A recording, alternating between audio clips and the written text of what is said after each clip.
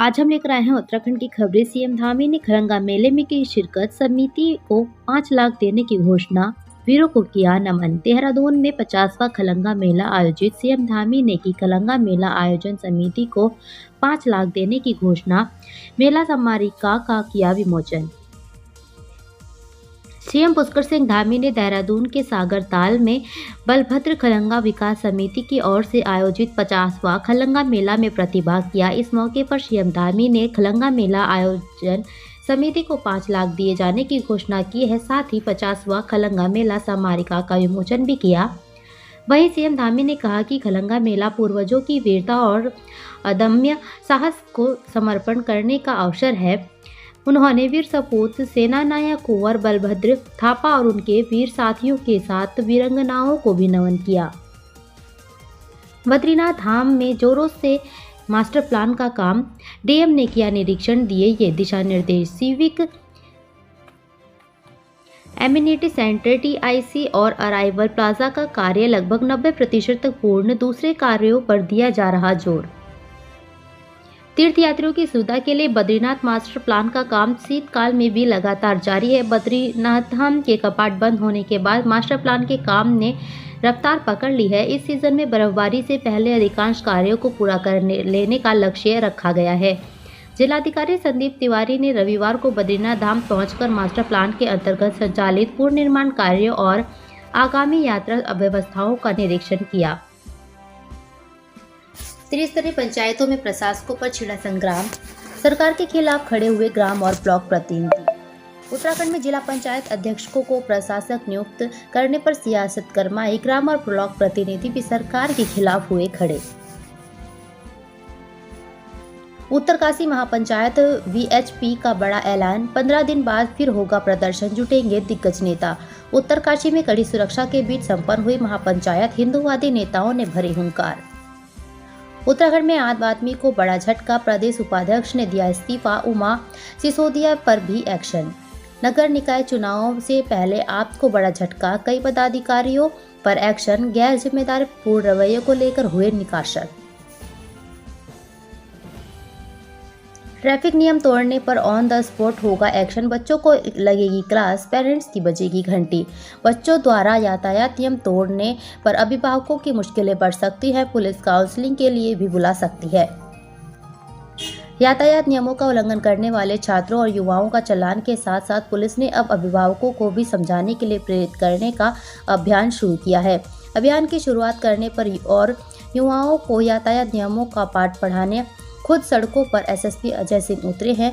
Police लोगों को यातायात नियमों के प्रति जागरूक करने के साथ ही प्रेरित कर रही है। उत्तराखंड में लो वोल्टेज और लाइन लॉस पर यूपीसीएल ने उठाया कदम, स्थापित होंगे कैपेसिटर बैंक। लो वोल्टेज और लाइन लॉस की समस्या से निपटने के लिए यूपीसीएल राज्य में कैपेसिटर बैंक की स्थापना करेगी। हल्द्वानी दिव्यांग से गैंगरेप मामला, ई रिक्शा चालक सहित 2 आरोपी अरेस्ट। 26 नवंबर की रात को हुआ सामूहिक दुष्कर्म, आरोपियों ने लूटी युवती की रस्मत। Dehradun property dealer murder case का खुलासा, 38 लाख के लिए हुई हत्या, एक अरेस्ट, मास्टरमाइंड फरार। देहरादून पुलिस ने प्रॉपर्टी डीलर मंजेश हत्याकांड का खुलासा किया, एक आरोपी को गिरफ्तार कर लिया गया है जबकि मास्टरमाइंड फरार है। उत्तराखंड में वन विभाग पहली बार कर रहा एआई का उपयोग, बेहतर वन प्रबंधन की कार्य योजना तैयार करने में मिल रही मदद। उत्तराखंड वन विभाग आधुनिक तरीके का उपयोग कर रहा है जिससे बेहतर वन प्रबंधन की कार्य योजना बनाई जा सके। पत्नी ने पति पर लगाया 3 तलाक देने का आरोप, मुकदमा दर्ज। हल्द्वानी वनभूलपुरा अंतर्गत 3 तलाक का मामला सामने आया है जिसके बाद पुलिस ने आरोपी के खिलाफ मुकदमा दर्ज कर जांच शुरू कर दी है। उत्तराखंड में बड़ी ठिठुरन, कोहरा छाने से विजिबिलिटी हुई कम। उत्तराखंड में इन दिनों कड़ाके की ठंड पड़ रही है, आने वाले दिनों में ठंड में इजाफा देखने को मिलेगा।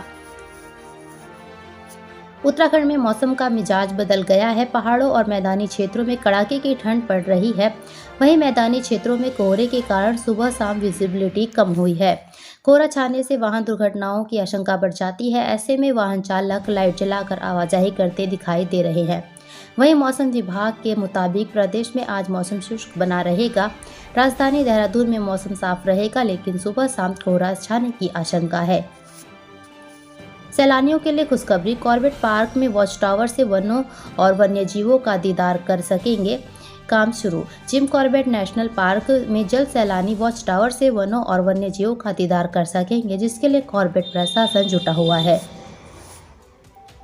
विश्व प्रसिद्ध जिम कॉर्बेट नेशनल पार्क में आने वाले पर्यटकों के लिए खुशखबरी है। अब पर्यटक पार्क प्रशासन द्वारा जंगल के बीच निगरानी के लिए बनाए गए वॉच टावरों से वन्य जीवों को निहार सकेंगे।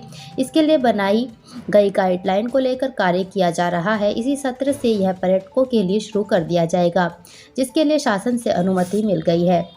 गर्भवती महिला को हेली एम्बुलेंस से लाए एम्स ऋषिकेश। उत्तरकाशी से आपातकालीन परिस्थिति में किया एयरलिफ्ट। 29 अक्टूबर को पीएम मोदी ने किया था एम्स ऋषिकेश की हेली एम्बुलेंस का शुभारंभ। मरीजों को मिलने लगा लाभ।